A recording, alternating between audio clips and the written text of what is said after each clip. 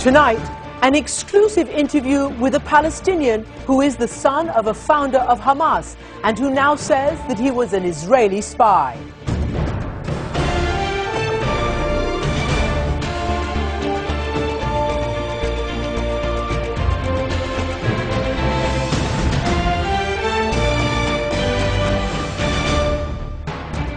Good evening, everyone. I'm Christiana Manfour, and welcome to the program.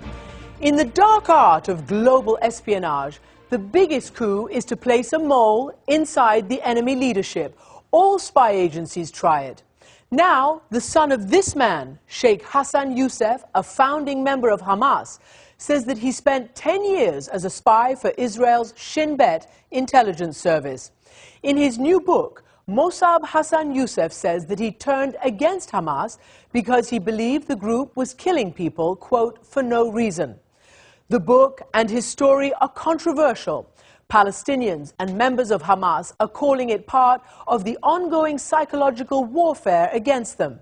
His family has disowned him and say that he's been duped by an Israeli campaign to discredit the Palestinian cause. I spoke earlier with Mosab Hassan Youssef, and this program is the first of two parts. In tomorrow's broadcast, we'll dissect the book, analyze his claims with some Middle East experts. But we start with our interview with Mosab Hassan Youssef, author of Son of Hamas. Thank you for being here with us in the studio. Thank you. Mosab, your book is titled, as we said, Son of Hamas. Your father is Sheikh Hassan Youssef, a founder of Hamas. In the book, though, you said that you collaborated with Shin Bet, the Israeli intelligence agency. How did that happen? Why did that happen?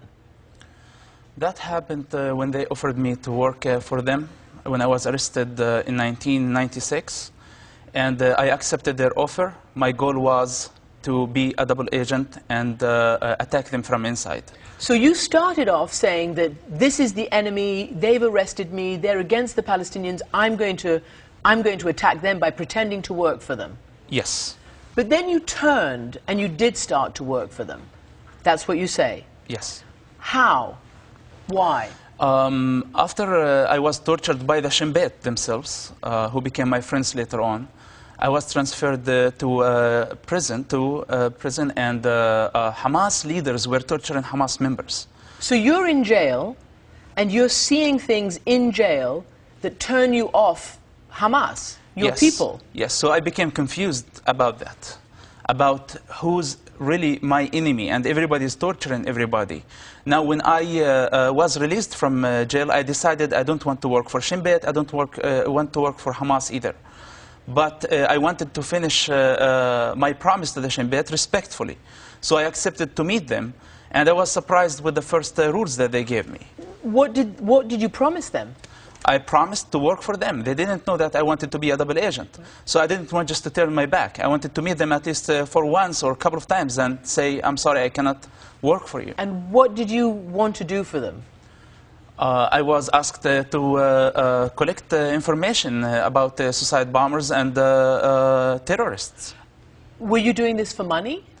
My goal wasn't to do it for money. It was to do it for my people, to attack Shin Bet, my enemies, who tortured me, who arrested my father, who killed our people.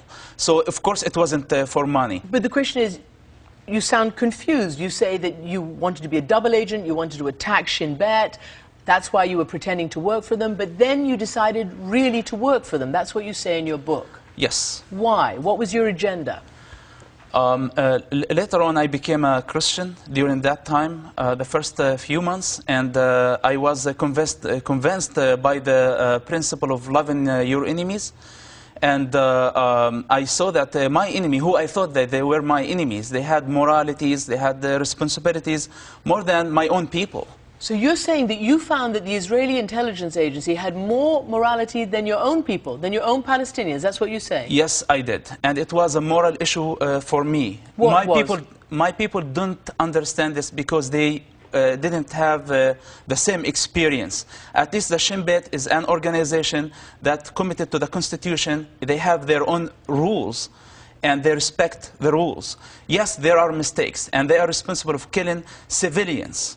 And I admit that. And I'm witnessing for things like this, but this doesn't make them thirsty to kill Palestinians.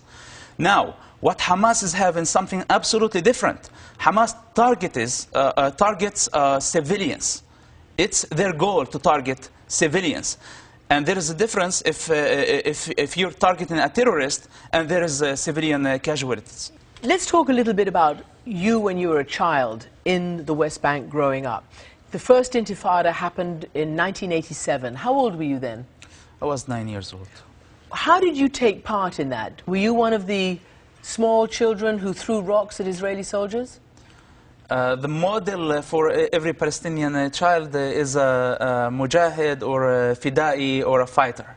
So, of course, I wanted to be one at that point of my life. It's not my only dream, it's every child dream in that territory. So what were you doing there during the first Intifada? We participated in throwing stones even when I was a child. I was arrested when I was 10 years old. I was beaten by settlers and kidnapped, in fact, for throwing stones on settlers.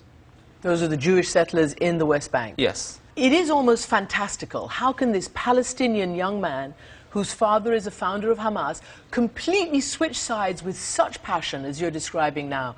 Many people are saying, how can this be true? Is this Israeli propaganda? Your own father has written from prison, where he still is, a statement. I, Sheikh Hassan Yusuf, Dawood Dar Khalil, and my entire family, my wife, sons and daughters, declare that we fully, inclusively and exhaustively denounce our eldest son, Mos'ab. He said that you were a collaborator, collaborating with the enemy. He said that you're betraying the Palestinians, betraying Islam. How do you respond to that? I mean, is your father telling the truth?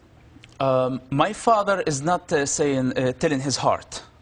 My father is under lots of pressure and he's committed to his God. This is not my father's will. This is his God's will. And unfortunately, his God unskins my father's humanity by doing this. My father, I know his heart, and I know that he loves me and I love him. But this is his God's will, and he didn't have an escape from that. Hamas is saying also that this is a psychological war being waged against the Palestinian people. It is not. They're mistaken. It is not. I did what I did because I believed in it. And I am not working for the Israeli agenda or for the Israeli propaganda. Why does your brother say it was full of lies, your book? All lies? First of all, my brother didn't read my book yet. Second, it's for real, and we have witnessing from the Shin Bet from outside, and you can go yourself and check every fact that we described in the book. So let's say what you're saying is what happened. Why did you do it? You talk with great passion about it. What were you hoping to achieve? You say peace, but how? At that time, what I could do to stop killing people, even terrorists. How was working for Shin Bet stopping killings of Palestinians? First of all, as a Shin Bet agent, when I had information about someone, that helped arresting them. When the Shin Bet didn't have information who carried the attack, they had to hit randomly, without, they didn't have specific targets. But when I specified that this person is responsible for that thing, and I had a condition that you don't kill that person. I remember once I had 5 suicide bombers in one place, and Ariel Sharon decided to drop a bomb on them, and I said I cannot kill them. First as a Christian, second as a Palestinian, those are my people, and those people don't understand what they're doing. Nobody did this in the Shin Bet, and this will show you that I wasn't working for the Shin Bet agendas. In fact, Shin Bet worked for my agendas. So you're saying the information you provided prevented Palestinians, even suicide bombers, from being killed? Yes. It allowed the Shin Bet to arrest them? 10 years working for the Shin Bet, I am not responsible for killing even one terrorist. So I cared about my people. And why? Because I discovered that our problem is not with a terrorist. Our problem is not with a suicide bomber. Our problem was with their ideology, and they're absolutely victims of their ideology.